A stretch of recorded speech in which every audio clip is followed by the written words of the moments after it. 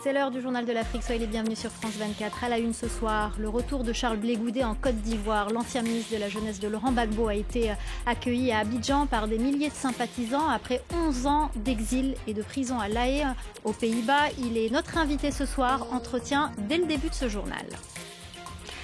La troisième phase des négociations pour l'arrêt des violences dans l'Est de la République démocratique du Congo. Elle a démarré ce lundi à Nairobi. Les représentants de plusieurs groupes armés actifs sont présents, mais pas le M23. La correspondance au Kenya à suivre dans cette édition. Et puis ce drame au Cameroun, un glissement de terrain a causé la mort de 16 personnes dans un quartier populaire de Yaoundé. Les recherches se poursuivent pour sortir des corps et des décombres. Le pays est sous le choc. Reportage de nos équipes.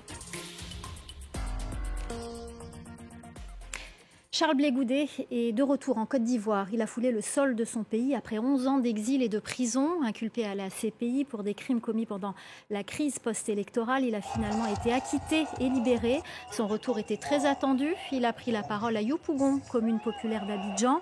Des milliers de sympathisants étaient au rendez-vous pour l'écouter. Et ce soir, il est notre invité dans le Journal de l'Afrique. Bonsoir Charles Blé Goudé, merci d'être avec nous. Merci madame, c'est moi qui vous remercie. Alors, cela fait plus de 48 heures que vous êtes de retour après 11 ans d'absence. Que ressentez-vous après ce week-end chargé ?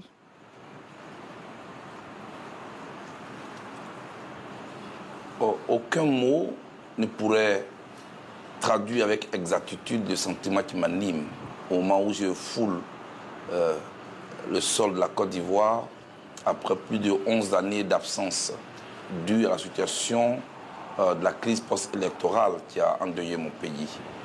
Je voudrais donc vous dire que je suis content, mais en même temps, je ne dois pas passer sous silence le fait que ce peuple a été traumatisé, ce pays a été blessé.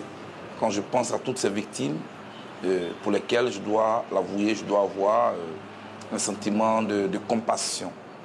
Voilà, merci. Mais j'étais content de retrouver mes partisans, de retrouver des Ivoiriens, tout content. Qui ne sont pas forcément seulement des militants du COJEP. J'étais content. Alors justement, je le disais, vous êtes rentré samedi et il y avait des personnalités politiques qui vous ont attendu à l'aéroport, dont l'ancienne première dame et ex-femme de Laurent Gbagbo, Simone Gbagbo, l'ancien Premier ministre Pascal Affi-N'Guessan. Mais Laurent Gbagbo, qui s'est fait représenter par des membres de son parti, lui, était absent. Il n'a pas d'ailleurs commenté votre retour. Comment faut-il interpréter cette absence et ce silence de votre ancien compagnon de cellule ? Non, mais il n'y a aucune interprétation à faire. Voilà. Le président Laurent Gbagbo est en Côte d'Ivoire. Je suis arrivé. Je remercie les personnalités qui sont venues m'accueillir. Vous avez parlé de l'ancienne première dame. Vous avez parlé de l'ancien premier ministre aussi, Pascal Affi-N'Guessan. Vous avez omis l'ancienne ministre Daniel Clavry. Et vous avez omis le maire de Port-Boué, la commune où j'ai mis mes premiers pieds. Tout cela, et des amis de la FECI, et puis tout ce grand monde-là que je voudrais ici remercier. Je pense qu'il ne faut pas chercher une polémique. Le président Laurent Gbagbo, on se verra au moment opportun. Vous avez pu lui parler depuis votre retour ? Non. Alors, à Yopougon, samedi, vous avez cité votre grand-père qui disait que c'est en temps de sécheresse qu'on compte les feuilles qui restent sur l'arbre. Est-ce qu'on peut encore compter la feuille Gbagbo sur votre arbre ? Non, on était dans la même galère, on était dans le même trou, on était dans la même traversée de désert. Donc je pense que ce proverbe-là ne nous concerne pas. J'ai dit au peuple de Côte d'Ivoire que j'ai vu debout sous la pluie. En Côte d'Ivoire, on a peur de la pluie.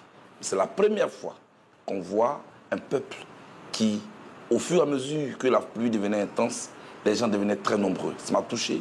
Et je voudrais leur dire que pendant cette traversée, ils ne m'ont pas abandonné, ils ont été avec moi. Ils étaient aussi de la diaspora ivoirienne, africaine, qui ont battu le pavé à La Haye. Et pendant plusieurs années, ceux-là, je leur dis merci. Et c'est d'eux que je parlais. Alors, vous avez remercié le président Ouattara d'avoir suivi personnellement votre dossier de retour, le président qui a suivi finalement une logique dans le processus de réconciliation. Mais certains y voient aussi une manière d'affaiblir Laurent Gbagbo. Qu'en pensez-vous et que leur répondez-vous ? Vous savez, les gens oublient très vite ce par quoi eux-mêmes ils sont passés. Mais lorsque le président Laurent Gbagbo est rentré, lorsque toutes les figures emblématiques de l'ancien régime avec lesquels on était poursuivis ensemble. On a fait l'exil ghanéen ensemble. Quand tous ceux-là sont rentrés, c'était pour affaiblir qui?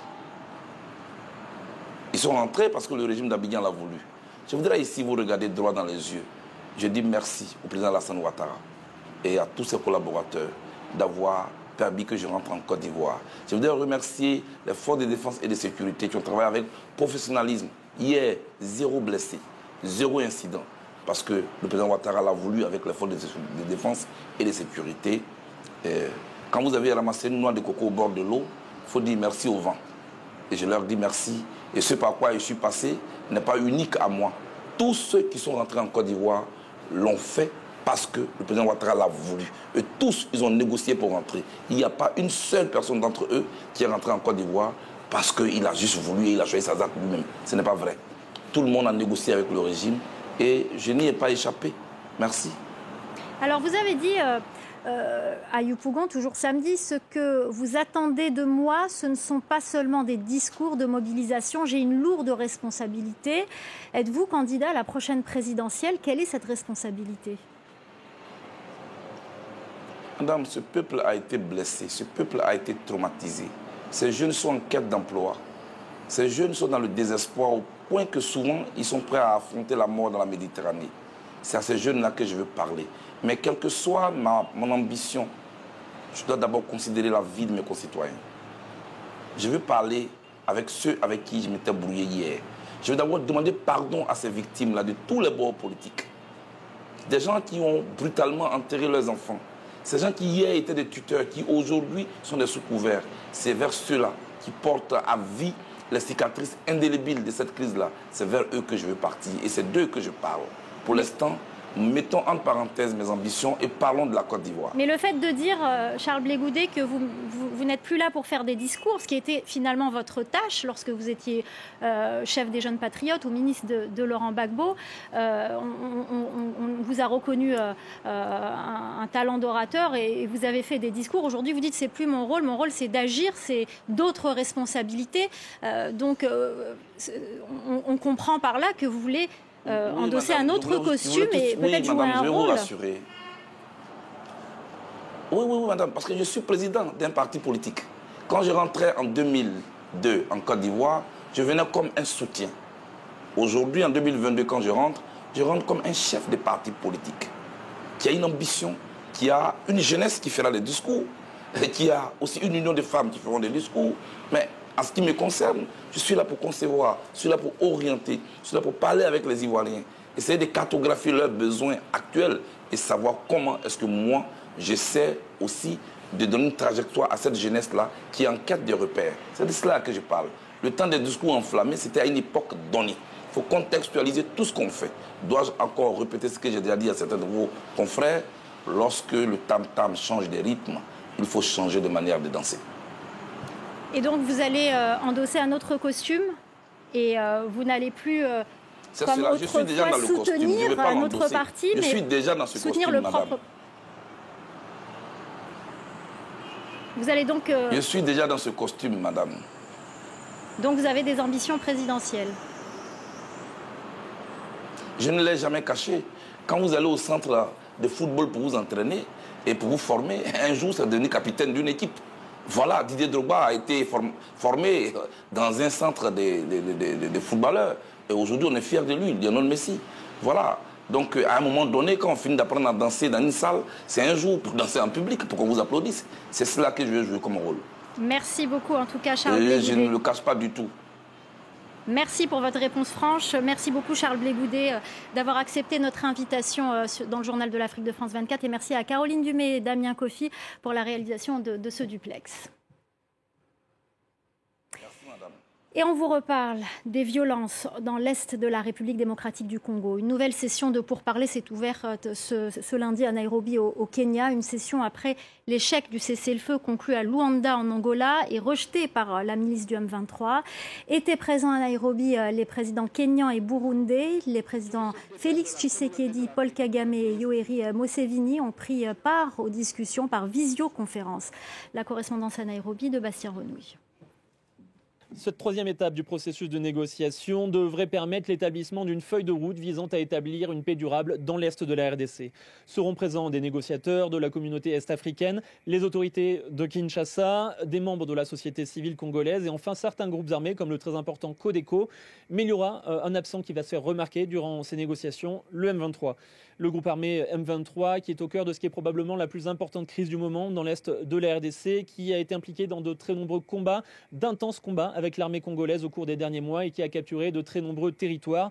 Eh bien, Kinshasa refuse de négocier avec ce groupe armé tant qu'il ne répondra pas à 3 critères, à savoir l'arrêt des combats, rendre les zones qu'ils ont occupées au cours des derniers mois et enfin intégrer un programme de démobilisation. Alors, le M23 a bien dit regretter de ne pas être présent à Nairobi et dit vouloir négocier avec Kinshasa, ce qui ne sera pas possible durant cette étape des négociations.